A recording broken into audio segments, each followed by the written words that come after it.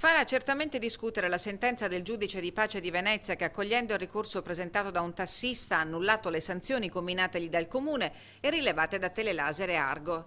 E così i nuovi strumenti di rilevazione della velocità nei canali di Venezia potrebbero non essere attendibili. È stato il difensore del tassista a spiegare al giudice che quei dispositivi presentano alcune lacune. Verso il sistema Argos principalmente stanno impugnando non soltanto operatori del settore ma anche molti diportisti, in quanto è uno strumento non omologato, non ha mai ricevuto l'omologazione da parte del Ministero delle Infrastrutture e Trasporti, non ha mai ricevuto l'autorizzazione all'utilizzo a fini sanzionatori da parte del garante della privacy e quindi di conseguenza non è neppure tarato né mai se ne è verificata l'attendibilità di volta in volta. Le multe in questione risalivano all'ottobre del 2014.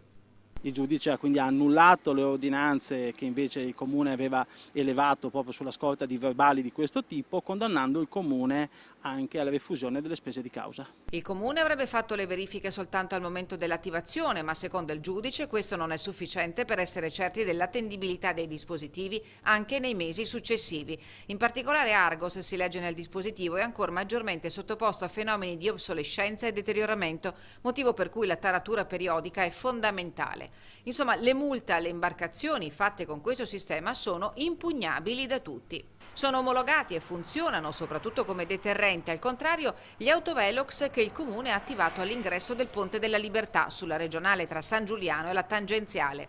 Dopo i verbali dei primissimi giorni, ormai il 95% degli automobilisti rispetta il limite di velocità.